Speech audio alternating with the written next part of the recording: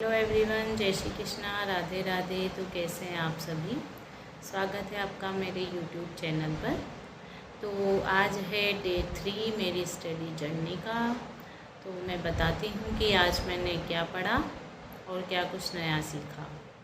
तो आज पढ़े मैंने एंटोनियम्स, जो मैंने 10 ही याद करे, क्योंकि स्टार्टिंग में एक साथ याद करना मुश्किल होता है मेरे लिए। इसलिए मैंने नियम बनाया है कि मैं रोज़ 10 एंटोनियम्स लर्न करूँगी। तो मैंने ट्रिक के साथ में ये याद किए हैं।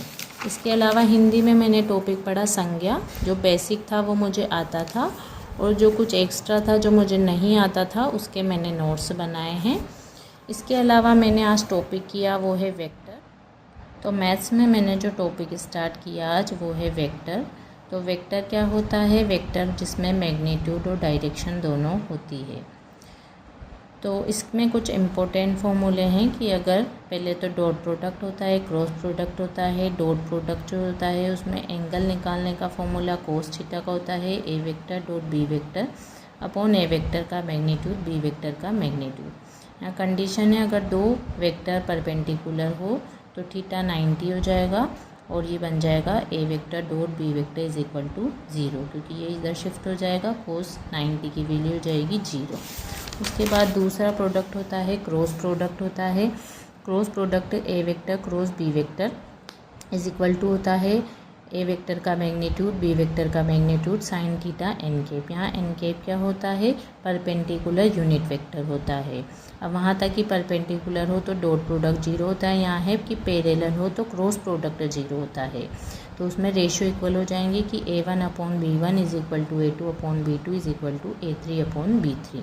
अभी कुछ इंपॉर्टेंट फॉर्मूला है यूनिट परपेंडिकुलर वेक्टर, जिसका फॉर्मूला होता है N cap is equal to plus minus A vector cross B vector upon A vector cross B vector का मैग्नीट्यूड। दूसरा है एरिया ऑफ ट्राइंगल, इसका फॉर्मूला होता है half A vector cross B vector. Area of parallelogram, इसका formula होता है A vector cross B vector का मैग्नीट्यूड। एक है स्केलर ट्रिपल प्रोडक्ट और एक होता है वेक्टर ट्रिपल प्रोडक्ट। तो स्केलर ट्रिपल प्रोडक्ट जिसको अदिश त्रिक गुणनफल कहते हैं, ये एक तरह से डिटर्मिनेंट सारणिक के रूप में इसको निकाला जाता है। और इसको ओपन करेंगे तो ये बनेगा A vector dot B vector cross C vector. उसके बाद है वॉल्यूम ऑफ पैरेललोपाइप्ड षटफलक का आयतन। इसका फॉर्मूला होता है, जो ये स्केलर ट्रिपल प्रोडक्ट है यही इसका फॉर्मूला होता है।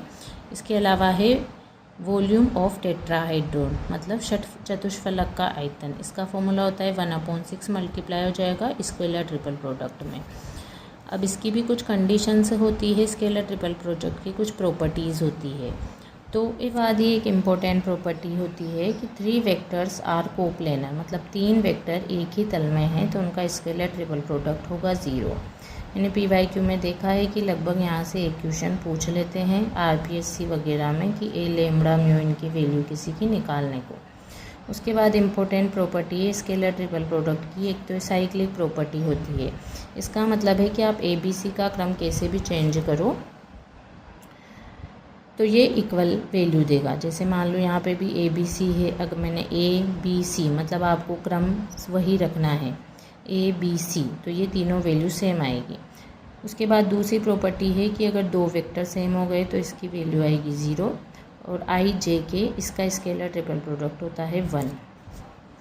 उसके बाद है वेक्टर ट्रिपल प्रोडक्ट सदिश त्रिक गुणनफल, जिसका फॉर्मूला होता है A vector cross B vector cross C vector is equal to, पहले दूर वाले से डॉट प्रोडक्ट होगा A vector dot C vector B vector multiply में minus A vector dot B vector multiply C vector.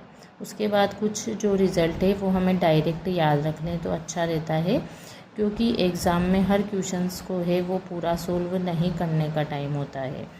तो ये मैंने कुछ डायरेक्ट रिजल्ट रखे हैं, डायरेक्ट पूछे जा सकते हैं।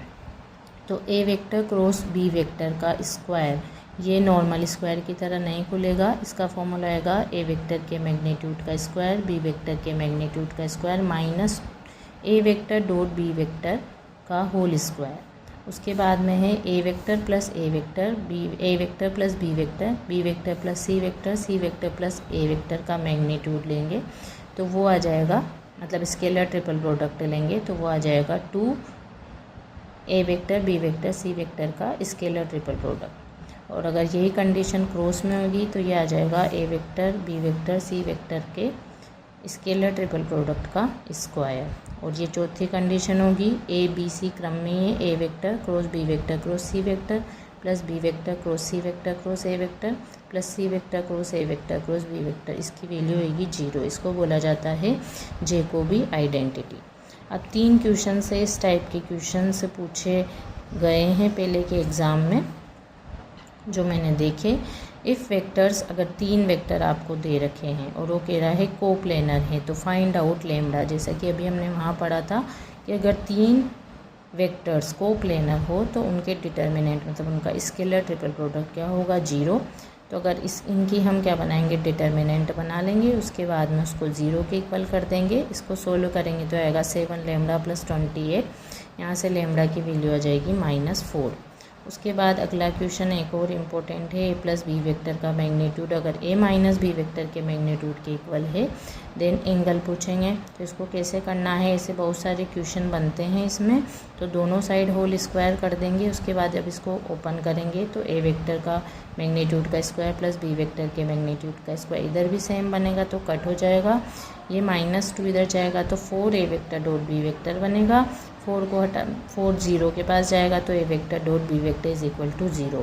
अभी हमने वहाँ पढ़ा था कि A vector dot B vector is equal to 0 होने का मतलब है वो परपेंडिकुलर है, तो थीटा हो जाएगा 90 डिग्री।